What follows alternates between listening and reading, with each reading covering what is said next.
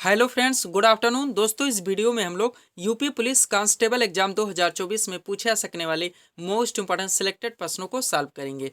दोस्तों, ये सारे क्वेश्चंस हमारे आपके एग्जाम में पूछे जाने वाले प्रश्नों के सभी टॉपिक्स, प्रश्नों के लेवल, प्रश्नों के टेंस, इसके अलावा दोस्तों यूपी पुलिस कांस्टेबल के प्रीवियस ईयर एग्जाम्स में पूछे गए प्रश्नों को पूरी तरह से एनालाइज करके बनाया गया एक मोस्ट इंपॉर्टेंट वीडियो है।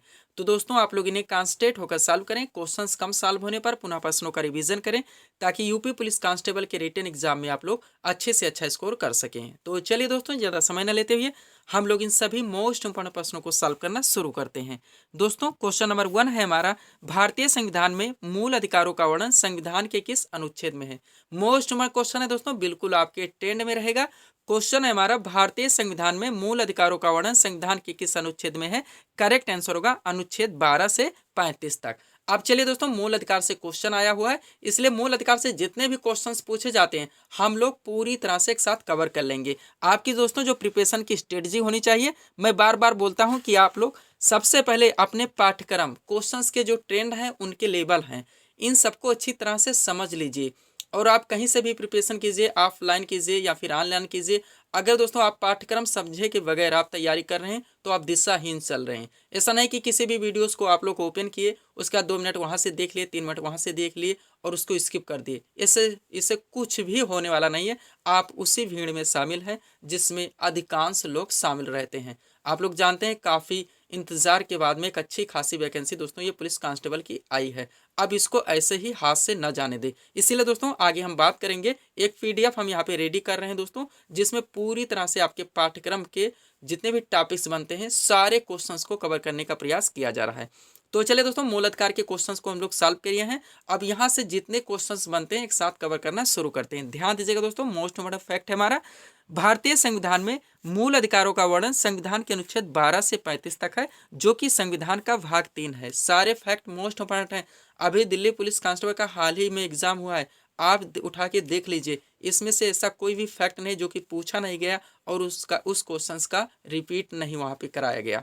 अगला क्वेश्चन, अगला फैक्ट देखिएगा, भारत में मूल अधिकारों की संख्या 7 थी, लेकिन 44वें संविधान संशोधन 1978 के द्वारा संपत्ति के अधिकार को मूल अधिकार से हटाकर एक विधिक अधिकार यानी कि एक कानूनी अधिकार बना दिया गया और अनुच्छेद 300 का में जोड़ दिया गया। तब से वर्तमान में टोटल मूल अधिकारों की संख्या 6 है। 44वां संविधान संशोधन आप लोगों के लिए मोस्ट इंपोर्टेंट रहेगा, जो कि 1978 में किया गया था। भी ध्यान रखेंगे, डायरेक्टली क्वेश्चन पूछ लिया था कि 44वां संविधान संशोधन कब किया गया था। 1978 में किया गया था। तो प्रारंभ में मूल अधिकारों की संख्या 7 थी, लेकिन 44वें संविधान संशोधन 1978 के द्वारा संपत्ति के अधिकार को मूल अधिकार से हटाकर एक विधिक अधिकार यानी कि एक कानूनी अधिकार बना दिया गया और अनुच्छेद 300 का में जोड़ दिया गया। ये भी क्वेश्चन बार बार पूछा था कि वर्तमान में संपत्ति का अधिकार कैसा अधिकार है, तो एक कानूनी अधिकार है, एक विधिक अधिकार है। उसके बाद में दोस्तों वर्तमान में टोटल मूल अधिकारों की संख्या 6 है। अब थोड़ा डीपली चलते हैं, एक नोट देखिएगा यहाँ पे, भारतीय संविधान में मूल अधिकारों का वर्णन यूएसए के संविधान से लिया गया है। मोस्ट क्वेश्चन है, बार बार पूछा जाता है। अब 6 वो मूल अधिकार कौन से हैं, एक साथ चर्चा कर लेते हैं। सबसे पहले दोस्तों समानता का अधिकार, जो कि अनुच्छेद 14 से लेकर 18 तक वर्णित है। नेक्स्ट आता है स्वतंत्रता का अधिकार, जो कि अनुच्छेद 19 से लेकर 22 तक वर्णित है। उसके बाद में है शोषण के विरुद्ध अधिकार, जो कि अनुच्छेद 23 से लेकर 24 में वर्णित है। फिर है दोस्तों धार्मिक स्वतंत्रता का अधिकार, जो कि अनुच्छेद 25 से लेकर 28 तक वर्णित है। फिर आता है संस्कृति एवं शिक्षा संबंधी अधिकार, जो कि हमारा 5वां मूल अधिकार है। इसका वर्णन अनुच्छेद 29, 32 में है। और लास्ट है दोस्तों संवैधानिक उपचारों का अधिकार, जो कि अनुच्छेद 32 में आता है। ध्यान रखेंगे। आप चल देंगे यहाँ से जो और क्वेश्चंस पूछे जाते हैं उनको कवर करेंगे। ध्यान देंगे दोस्तों, महत्वपूर्ण आर्टिकल से यहाँ से 2 तरह से क्वेश्चन पूछे जाते हैं। आपको कॉन्सेप्ट दे दिया जाता है, ऑप्शन में दोस्तों आर्टिकल दे दिया जाता है। फिर कभी कभी क्वेश्चन पलट दिया जाता है, क्वेश्चन में आर्टिकल दे दिया जाता है कि कौन सा आर्टिकल किससे संबंधित है, और नीचे ऑप्शन में आपके कॉन्सेप्ट दे दिए जाते हैं। तो दोनों तरफ से यहाँ क्वेश्चंस डाला गया। इसलिए जो हम पीडीएफ रेडी कर रहे हैं दोस्तों, हर तरह से ध्यान दे रहे हैं कि क्वेश्चंस का ट्रेंड क्या है, क्वेश्चंस कैसे दोस्तों रन करते हैं, हमारा रिवीजन कब होना जाना चाहिए, हमारे कितने टॉपिक्स कवर हो रहे हैं, कौन कौन से एक्स्ट्रा फैक्ट और बनते हैं, और जो हमें नहीं पढ़ना है। हमें दोस्तों सबसे ज़्यादा ध्यान ये भी रखना है कि क्या पढ़ना है, उससे ज़्यादा ज़रूरी है कि क्या नहीं पढ़ना है। सब कुछ हम नहीं पढ़ सकते। और सब कुछ हम याद भी नहीं रह सकते, और सब कुछ याद रखकर ना हम एग्जाम हॉल में जा सकते हैं और वहाँ पे परफॉर्मेंस कर सकते हैं। आगे देखिएगा, विधि के समक्ष समानता का अधिकार संविधान के किस अनुच्छेद में है? तो ये 14 में आता है, मोस्ट इंपोर्टेंट आर्टिकल है। अब आर्टिकल से समझने का प्रयास कीजिए। अनुच्छेद 15 का संबंध किससे है? तो धर्म, मूलवंश, जात, लिंग या जन्म स्थान का प्रतिषेध। क्वेश्चन पूछे जाएंगे दोस्तों, ये आप लोग स्किप नहीं करके चल सकते। अगला है, अनुच्छेद 16 का संबंध किससे है? तो लोक नियोजन के विषय में अवसर की समानता, या आप कह सकते हैं सरकारी पद प्राप्ति के समान अवसर। अगला है, अनुच्छेद 17 का संबंध किससे? तो अस्पृश्यता के अंत से है। और अनुच्छेद 18 का संबंध है उपाधियों के अंत से। किससे? उपाधियों के अंत से। नेक्स्ट देखेंगे दोस्तों, आर्टिकल 20 का संबंध किससे है? तो अपराधों के लिए दोष सिद्धि के संबंध में संरक्षण। ध्यान रखेंगे, जो आर्टिकल आपके एग्जाम्स में पूछे जाते हैं सबको एक साथ उठा लिया गया है। और लास्ट है दोस्तों, आर्टिकल 21 का, जिसका संबंध है 6 से 14 वर्ष तक के सभी बच्चों को निःशुल्क और अनिवार्य शिक्षा का अधिकार। ये 86 संविधान संशोधन 2002 के द्वारा किया गया और आर्टिकल 21 का में जोड़ दिया गया। तब से 6 से 14 वर्ष के तक के सभी बच्चों को निःशुल्क शिक्षा का अधिकार मिल गया। ध्यान रखेंगे किस आर्टिकल में है? तो 21 का में है। अब आगे चलते हैं दोस्तों, थोड़ा सा पीडीएफ के बारे में बात करेंगे, पुनः हम लोग क्वेश्चन की ओर चलेंगे। ध्यान देंगे, 4 पीडीएफ यहाँ पे हमारा लगा हुआ। सबसे पहले यूपी पुलिस कांस्टेबल के बारे में ही चर्चा कर लेते हैं, जिसका हम लोग यहाँ पे स्टडी कर रहे हैं। ये तीसरा पीडीएफ दोस्तों यूपी पुलिस कांस्टेबल का है, जिसमें जो आपका पाठ्यक्रम है आपका जीके जीएस, जिसमें आपका जनरल साइंस भी शामिल है, करंट अफेयर्स, पुलिस व्यवस्था से संबंधित जो सामान्य सचेतता के क्वेश्चंस पूछे जाते हैं, आपका यूपी स्पेशल भी जुड़ेगा, वह सामान्य हिंदी। इनके पूरे पाठ्यक्रम को टोटल 40 पीडीएफ के जरिए कंप्लीट करवाया गया है दोस्तों, करवाया जा रहा है। इसकी पेड फीस 100 रुपीज़ रखी गई है। अगर आप इच्छुक हैं, इनके कंप्लीटर हैं, एक अच्छी प्रिपरेशन चाहते हैं, व्हाट्सअप नंबर पे दोस्तों आप लोग मैसेज कर पीडीएफ ले सकते हैं। अब चलते हैं, सबसे पहले एसएससी जीडी के बारे में बात करते हैं, जिसका एग्जाम 20 फरवरी से स्टार्ट हो रहा है। इसमें जो आपके पाठ्यक्रम रखे गए हैं, जीके जीएस, जिसमें आपका जनरल साइंस भी शामिल है, करंट अफेयर्स व हिंदी के पूरे पाठ्यक्रम को टोटल 25 पीडीएफ के जरिए कंप्लीट करवाया जा रहा है। इसकी पेड फीस 50 रुपीज़ रखी गई है। अगर आप इच्छुक हैं दोस्तों, इसके कंप्लीटर हैं, तो व्हाट्सएप पर मैसेज कर पीडीएफ ले सकते हैं। दूसरा पीडीएफ बिहार एसएससी 10+2 2023, आप लोग जानते हैं फरवरी में इसका भी एग्जाम करवाया जाएगा। इसमें जो आपके पाठ्यक्रम रखे गए हैं, सामान्य ज्ञान, सामान्य विज्ञान व करंट अफेयर्स, इनके भी पूरे पाठ्यक्रम को टोटल 25 पीडीएफ के जरिए कंप्लीट करवाया जा रहा है। अगर आप इच्छुक हैं, इनके कंप्लीटर हैं, तो व्हाट्सएप पर मैसेज कर पीडीएफ ले सकते हैं। थोड़ा सा यहाँ पे ध्यान देंगे दोस्तों, एसएससी जीडी और बिहार एसएससी के कंबाइन की मांग हो रही है। मैं बार बार बोलता हूँ कि कंबाइन नहीं किया जा सकता, उसके कारण है, बिहार एसएससी में आपका बिहार जीके, बिहार स्पेशल भी जुड़ेगा, लेकिन एसएससी जीडी में नेशनल लेवल के क्वेश्चंस पूछे जाएंगे। बिहार एसएससी में दोस्तों हिंदी से पाठ्यक्रम आपका नहीं है, और एसएससी जीडी में हिंदी के क्वेश्चंस पूछे जाएंगे। और बिहार एसएससी में दोस्तों जनरल साइंस यानी सामान्य विज्ञान के टोटल 25 क्वेश्चंस पूछे जाएंगे, लेकिन एसएससी जीडी में कम पूछे जाएंगे। और हम दोस्तों क्वेश्चंस के ट्रेंड में काफ़ी डिफरेंस होने के कारण किसी भी क्वेश्चंस पे रिस्क नहीं ले सकते, इसलिए कंबाइन नहीं किया जा सकता। और लास्ट पीडीएफ यूपीपीएससी आरओ 2023, आप लोग जानते हैं लगभग फरवरी में इसका भी एग्जाम करवाया जाएगा, पीटी का, जिसमें 2 पेपर होंगे, सामान्य अध्ययन यानी जीएस आएगा और सामान्य हिंदी आएगी। 140 क्वेश्चन आपका दोस्तों जीएस का आएगा, और 60 क्वेश्चन, जिसमें 6 चैप्टर हिंदी के शामिल किए गए हैं, 60 क्वेश्चन वहां से पूछे जाएंगे। तो इनके भी पूरे पाठ्यक्रम को टोटल 40 पीडीएफ के जरिए कंप्लीट करवाया जा रहा है। अगर आप इच्छुक हैं, इनके कंप्लीटर हैं, तो आप व्हाट्सएप पर मैसेज करके दोस्तों ले सकते हैं। तो एसएससी जीडी और बिहार एसएससी 50-50 रुपीज़ है, जो 25 और 25 पीडीएफ के जरिए कंप्लीट करवाया जा रहा है, और 40 पीडीएफ के जरिए आपका दोस्तों उत्तर प्रदेश पुलिस कांस्टेबल व यूपीपीएससी आरओ को कंप्लीट किया जा रहा है। इसकी पेड फीस 100 रुपीज़ है। चलते हैं दोस्तों हम लोग क्वेश्चन की ओर। अगला क्वेश्चन देखिएगा दोस्तों, जनगणना से आ गया, आप लोगों का ट्रेंड टॉपिक है ये। 2011 की जनगणना का आदर्श वाक्य क्या है, ये क्वेश्चन रखा गया है। सबसे पहले क्वेश्चन करेंगे, उसका आंसर देंगे, पुनः जनगणना 2011 से जितने क्वेश्चन बनते हैं एक साथ कलेक्ट कर लेंगे। क्वेश्चन है जनगणना 2011 की जनगणना का आदर्श वाक्य क्या है? तो हमारी जनगणना हमारा भविष्य। ध्यान रखेंगे। अब चलते हैं एक साथ कवर करने, ध्यान दीजिएगा।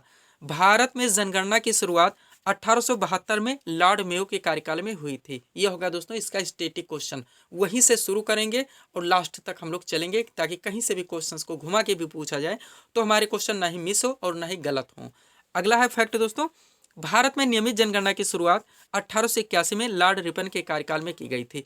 प्रथम हुई थी 1872 में लॉर्ड मेयो के शासनकाल में, जो कि नियमित नहीं थी, नियमित हुई थी 1881 में लॉर्ड रिपन के कार्यकाल में। अगला है जनगणना संघ सूची का विषय, थोड़ा सा यहाँ पे समझ लेंगे। भारतीय संविधान के अनुसूची 7 में संघ सूची, राज्य सूची और समवर्ती सूचियों का वर्णन है। संघ सूची के विषयों पर कानून बनाने का अधिकार भारतीय संसद को है। राज्य सूची के विषयों पर कानून बनाने का अधिकार राज्य विधानमंडल को है। समवर्ती सूची के विषयों पर कानून बनाने का अधिकार भारतीय संसद व राज्य विधानमंडल दोनों को है। लेकिन अगर किसी भी विषय पर दोनों के मध्य विवाद उत्पन्न होता है तो भारतीय संसद के द्वारा बनाया गया कानून मान्य होगा।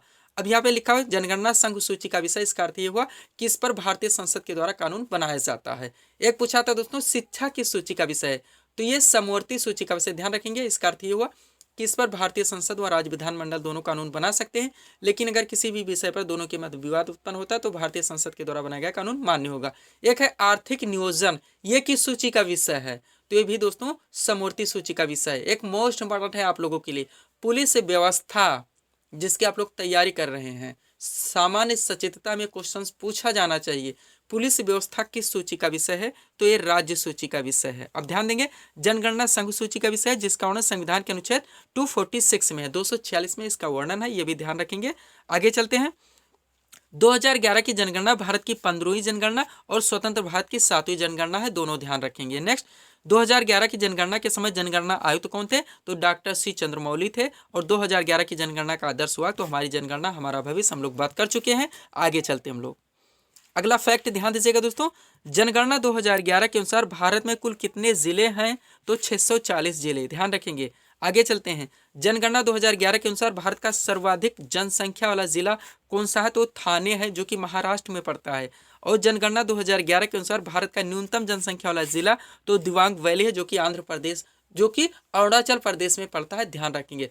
दोस्तों डाटा ज्यादा नहीं है, लेकिन जो आप लोगों के लिए मोस्ट इंपॉर्टेंट है, हम लोग मिस करके नहीं चल सकती।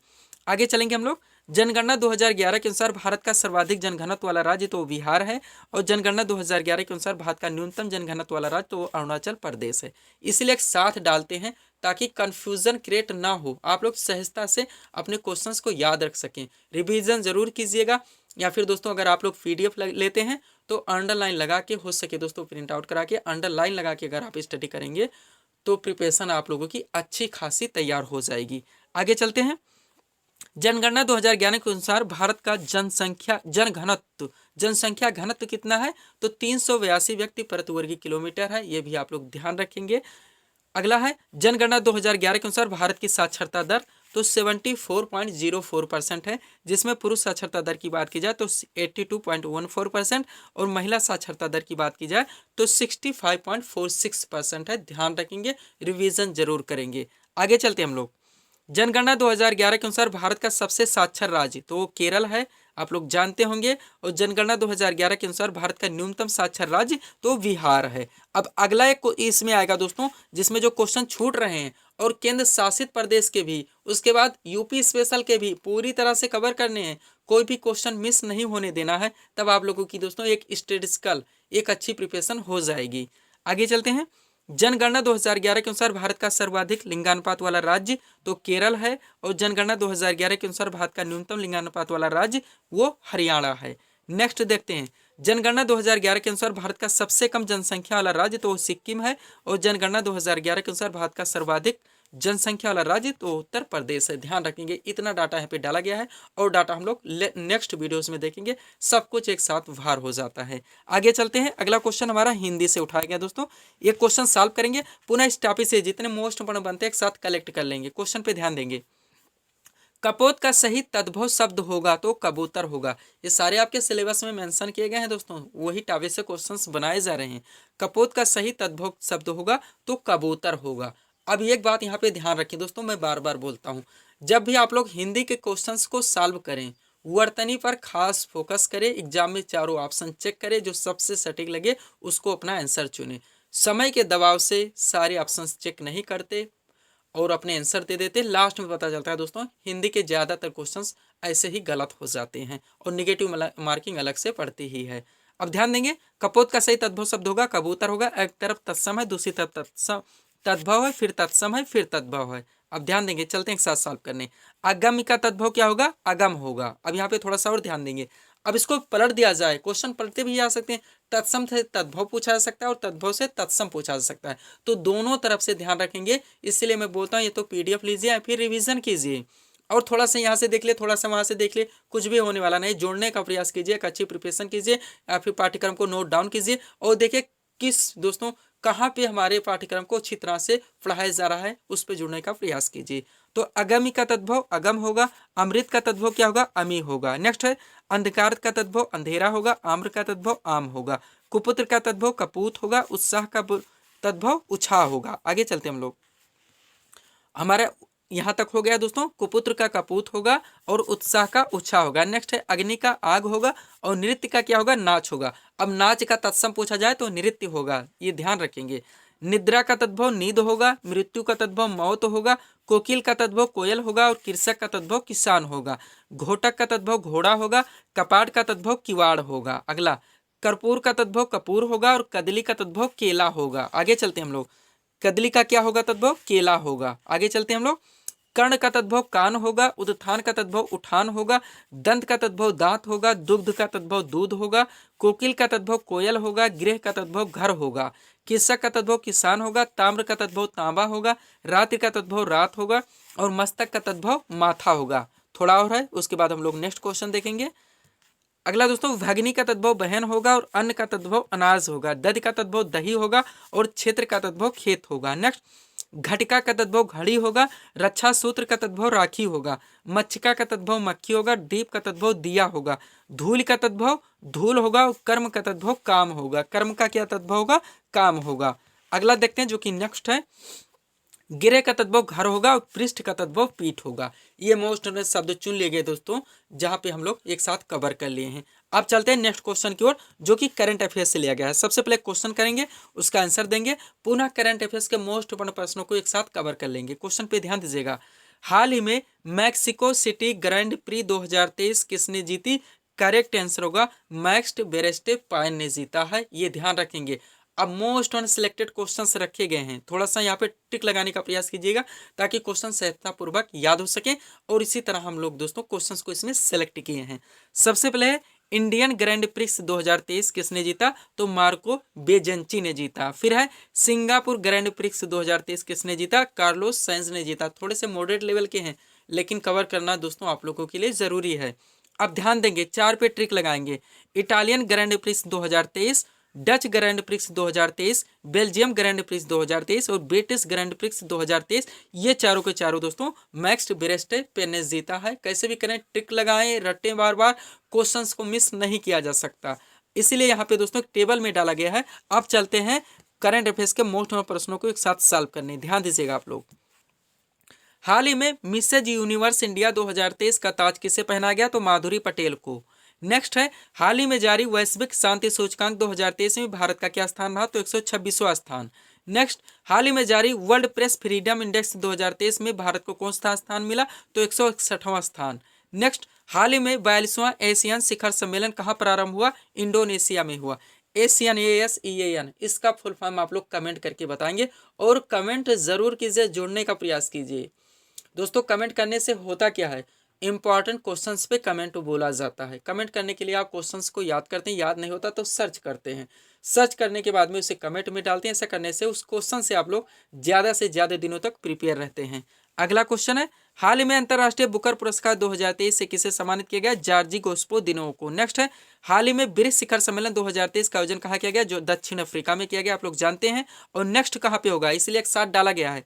ब्रिक्स शिखर सम्मेलन 2023 दक्षिण अफ्रीका और ब्रिक्स शिखर सम्मेलन 2024 का आयोजन कहाँ किया जाएगा? तो रूस में किया जाएगा। अब आ गया है G20 शिखर सम्मेलन 2023 की अध्यक्षता किस देश के द्वारा की गई? भारत के द्वारा, सभी लोग जानते हैं। आगे है G20 शिखर सम्मेलन 2024 की अध्यक्षता कौन सा देश करेगा? तो ब्राजील के द्वारा की जाएगी। और लास्ट क्वेश्चन करंट से है, 68वें फिल्म फेयर अवार्ड 2023 का सर्वश्रेष्ठ फिल्म का पुरस्कार किसे मिला? गंगूबाई काठियावाड़ी मूवी को मिला है, ध्यान रखेंगे, मोस्ट इंपोर्टेंट क्वेश्चंस हैं।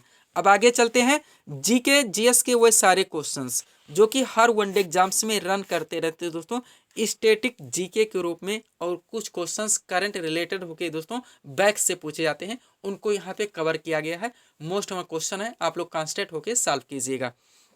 सबसे पहले क्वेश्चन सॉल्व करेंगे, बंगाल में स्थायी बंदोबस्त किसने लागू किया था? लॉर्ड कॉर्नवालिस ने। अब चलते हैं एक साथ, जलियांवाला बाग हत्याकांड के समय भारत का वायसराय कौन था? तो लॉर्ड चेम्सफोर्ड थे। नेक्स्ट है, भांगड़ा किस राज्य का प्रसिद्ध लोक नृत्य है? तो पंजाब का है। भांगड़ा और गिद्धा दोनों पंजाब के हैं, डांडिया गरबा गुजरात के हैं, लावड़ी महाराष्ट्र का, सारा एक साथ लेके आएंगे दोस्तों। आगे चलते हम लोग, अगला भी मोस्ट इंपॉर्टेंट है दोस्तों, लोक चित्रकला की मधुबनी शैली एक चित्रकला है, इसलिए आगे लिख दिया गया है। भारत के किस राज्य में प्रचलित है? बिहार में। नेक्स्ट, महाभारत का प्राचीन नाम क्या है? जय संहिता है। नेक्स्ट, न्यूट्रॉन की खोज किसने की थी? तो जेम्स चैडविक के द्वारा की गई थी। अगला है, ला फ्लोटिंग सिद्धांत की खोज किसने की थी? आर्किमिडीज ने की थी। नेक्स्ट, तेल का एक बैरल लगभग किसके बराबर होता है? 159 लीटर के बराबर होता है। आगे चलते हैं हम लोग। अगला है, बेंजीन की खोज किसने की थी? तो माइकल फैराडे ने की थी। नेक्स्ट, मार्ले मिंटो सुधार बिल मोस्ट इंपॉर्टेंट किस वर्ष पारित किया गया था? 1909 में। नेक्स्ट, भारत में राष्ट्रीय आय की गणना किसके द्वारा की जाती है? तो सीएसओ के द्वारा, यानी कि केंद्रीय सांख्यिकीय संगठन के द्वारा। अगला है, इलेक्ट्रॉन की खोज किसने की थी? जे थॉमसन ने की थी। हर्षचरित के लेखक कौन थे? तो बाण भट्ट हैं। सारे क्वेश्चन चुन लिए गए दोस्तों, जो कि बार बार वनडे एग्जाम्स में पूछे जाते हैं और रिपीट भी होते रहते हैं। नेक्स्ट है, दक्षिण एशियाई खेल परिषद का गठन किस वर्ष में हुआ था? 1983 में। नेक्स्ट, गारो, खासी तथा जयंतिया पहाड़ियां किस राज्य में स्थित है? मेघालय में है। और गारो पे गारो जनजात, खासी पे खासी जनजात, जयंतिया पे जनजातिया जनजाति एक साथ अलग अलग करके भी ये क्वेश्चन पूछा जाता है कि गारो जनजात किस राज्य में निवास करती है? तो गारो पहाड़ी पे गारो है, मेघालय में हो जाएगा। खासी पहाड़ी पे खासी जनजात और जयंतिया पहाड़ी पे जनजाति जनजात। अब जैसे भी पूछे जाएंगे आप लोग सॉल्व कर लेंगे। नेक्स्ट है, नीति आयोग का गठन कब किया गया? मोस्ट क्वेश्चन 1 जनवरी 2015 को किया गया। हम लोग जानते हैं योजना यानी कि प्लानिंग कमीशन के स्थान पर इसका गठन किया गया। नीति का फुल फॉर्म भी बार बार पूछा था, NITI यानी कि national institute for transforming India, जिसका गठन 1 जनवरी 2015 को हुई थी। इसके प्रथम उपाध्यक्ष कौन थे? अरविंद पनघड़िया थे। और प्रथम CEO कौन थे? अमिताभ कांत थे। वर्तमान में बात करें तो नीति आयोग के उपाध्यक्ष कौन है? सुमन के बेरी हैं। और CEO कौन है? तो श्री बिबिया सुब्रमण्यम है। अध्यक्ष कौन है? प्रधानमंत्री नरेंद्र मोदी जी हैं। सारी चीजें ध्यान रखेंगे, बस इतने से ही क्वेश्चन बनते हैं। आगे चलकर इसका हम लोग रिवीजन भी कर लेंगे पुनः नेक्स्ट वीडियोस में या फिर PDF में, तो रिवीजन होता ही रहेगा। अगला है, मुद्रा राक्षस नामक पुस्तक के लेखक कौन थे? तो विशाख दत्त हैं। कौन है? विशाख दत्त। नेक्स्ट, शिव समुद्रम जलप्रपात किस नदी पर स्थित है? कावेरी नदी पर। और रोवर्स कप किस खेल से संबंधित है? तो फुटबॉल से हैं। क्वेश्चंस के ट्रेंड को समझने का प्रयास कीजिएगा, क्वेश्चन कैसे कैसे कहाँ कहाँ से उठाए जाते हैं। आगे चलते हैं हम लोग। अगला क्वेश्चन देखेंगे दोस्तों हमारा, जो कि वादक एवं वाद्य यंत्र से है। कहाँ से है? वादक एवं वाद्य यंत्र। आप लोग जानते हैं, आप लोगों का फेवरेट टॉपिक रहता है। यहाँ कंफ्यूजन बहुत क्रिएट होता है। अगर आप ये क्वेश्चन सॉल्व करेंगे, किसी बांसुरी को उठाएंगे या तबला, आप हरिप्रसाद चौरसिया देखिए, अलाउद्दीन देखिए, विलायन खां देखिए, गुदई महाराज, ऐसे कभी याद नहीं होता। या आप ट्रिक लगाएं, या आप दोस्तों अलग अलग का कॉलम बनाएं कि कौन यहाँ पे शहनाई वादक है, कौन सितार है, कौन तबला है, कौन बांसुरी है, कौन सरोद है। तब आप लोग दोस्तों अच्छी तरह से याद रख सकते हैं। क्वेश्चंस यहाँ से पूछे ही जाते हैं, इसलिए यहाँ पे एक साथ चुन के डाल दिया गया जितने मोस्ट इंपॉर्टेंट हैं। अगर आप यहाँ पे इनको कवर कर लेते हैं तो एक क्वेश्चन आपका हमेशा के लिए कवर रहेगा। क्वेश्चन क्या है? पंडित रविशंकर का संबंध किस वाद्य यंत्र से है? सितार वादक ये हैं। आप चलते हैं एक साथ, वादक एवं वाद्य यंत्र एक साथ लिख दिया गया दोस्तों, समझने का प्रयास कीजिएगा।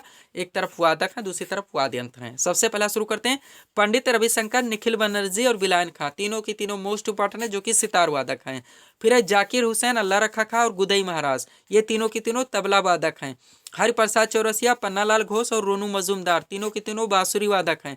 अमजद अली खां, अलाउद्दीन खां और अली अकबर खां, तीनों की तीनों सरोद वादक हैं। फिर एक नाम ही आता है दोस्तों शहनाई वादक का, और शिव कुमार शर्मा एक ही नाम आता है संतूर वादक का। एक साथ कवर कर लेंगे तो ये क्वेश्चन आप लोगों के कभी भी ना ही गलत होंगे ना ही मिस होंगे। फेवरेट टॉपिक आप लोगों का आ चुका है, लास्ट टॉपिक है दोस्तों। क्वेश्चंस को सॉल्व करेंगे, उसके बाद इससे जितने क्वेश्चंस बनते एक साथ कवर कर लेंगे। ध्यान दीजिएगा, सारे मोस्ट इंपॉर्टेंट फैक्ट एक साथ उठा लिए गए हैं।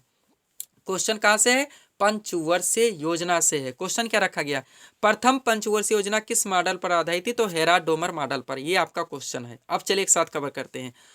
प्रथम पंचवर्षीय योजना की अवधि क्या थी? तो 1 अप्रैल 1951 से 31 मार्च 1956। ये क्वेश्चन पूछा था इसलिए डाला गया है, जो नहीं पूछा था उसको नहीं डाला गया।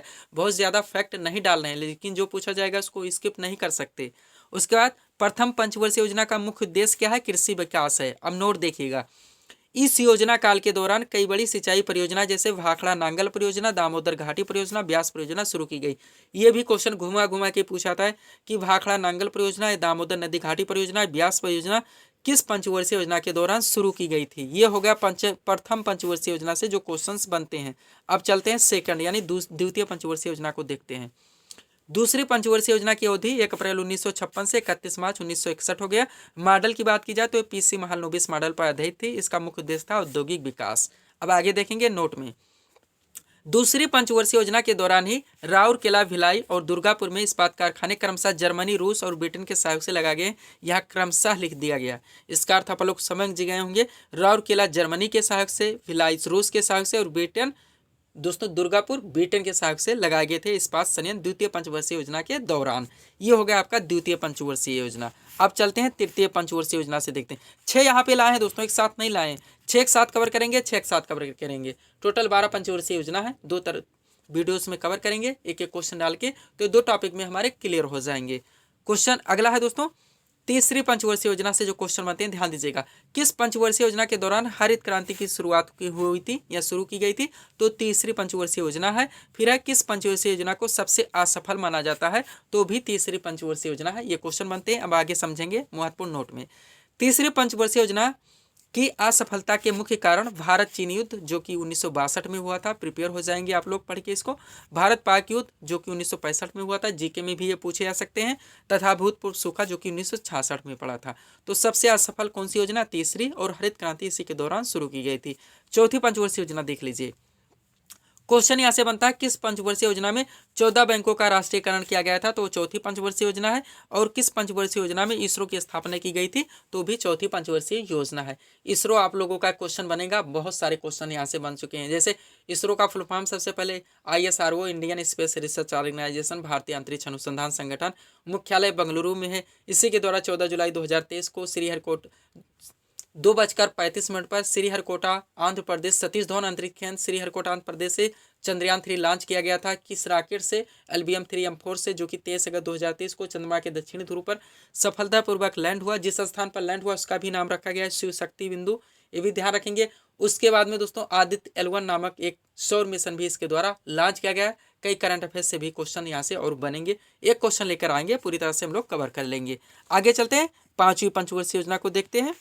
यहाँ से जो क्वेश्चन बनते हैं, गरीबी उन्मूलन और आत्मनिर्भरता पर बल किस योजना का मुख्य उद्देश्य था? तो 5वीं पंचवर्षीय योजना की थी। नेक्स्ट है किस पंचवर्षीय योजना में पहली बार गरीबी हटाओ का नारा दिया गया? फेवरेट क्वेश्चन आपका, 5वीं पंचवर्षीय योजना। नेक्स्ट है कौन सी पंचवर्षीय योजना जो केवल 4 वर्ष ही चली थी? बार बार पूछा गया है, 5वीं पंचवर्षीय योजना। और किस पंचवर्षीय योजना में भारतीय राष्ट्रीय राजमार्ग प्रणाली की स्थापना की गई? तो भी 5वीं पंचवर्षीय योजना है। ये इतने क्वेश्चन यहाँ से मोस्ट इंपॉर्टेंट बनते हैं। अब 6ठी पंचवर्षीय योजना से देखेंगे। ये हमारा दोस्तों लास्ट फैक्ट है। पुनः 6 पंचवर्षीय योजना को हम लोग नेक्स्ट वीडियोस में क्लियर करेंगे। ध्यान देंगे, बहुत सारे क्वेश्चन यहाँ से बनते हैं। 6ठी पंचवर्षीय योजना से एक साथ डाला गया है। किस पंचवर्षीय योजना में शिवरमन समिति की सिफारिश पर राष्ट्रीय कृषि ग्रामीण विकास बैंक यानी कि नाबार्ड की स्थापना हुई थी? तो 6ठी पंचवर्षीय योजना है। अब ध्यान देंगे, ये क्वेश्चन घुमा के पूछा था, नाबार्ड की स्थापना किस समिति की सिफारिश पर हुई थी? तो शिवरमन समिति की सिफारिश पर। नाबार्ड का फुल फॉर्म भी पूछाता है, national bank for agriculture and rural development यानी कि राष्ट्रीय कृषि एवं ग्रामीण विकास बैंक, जिसकी स्थापना हुई थी शिवरमन समिति की सिफारिश पर 6ठी पंचवर्षीय योजना के दौरान। और कब की गई थी इस भी आप लोग कमेंट करके बताएंगे दोस्तों। ये अब हम नहीं बताने वाले, सब कुछ हम बता देंगे, तो आप क्या बताएंगे? तो इस भी जरूर आप लोग कमेंट करके यहाँ पे बताएंगे कि नाबार्ड की स्थापना कब हुई थी। तो ये थे दोस्तों इस सीरीज के टॉप MCQs के प्रश्न, जिनको यहाँ पे हम लोगों ने सॉल्व किए हैं। उम्मीद है दोस्तों आप सभी लोगों ने सॉल्व किए होंगे और देखे होंगे कि यहाँ से आपके कितने प्रश्न सही हो रहे हैं। तो दोस्तों इसी तरह के वीडियोस के लिए आप हमारे स्टडी चैनल शिव कृपा क्लासेस से जुड़े चैनल को सब्सक्राइब करें, ताकि हमारे द्वारा दिए जाने वाले सभी वीडियोस आप क्रम से सबसे पहले देख सकें। तो मिलते हैं दोस्तों नेक्स्ट वीडियोस में। Thanks for watching.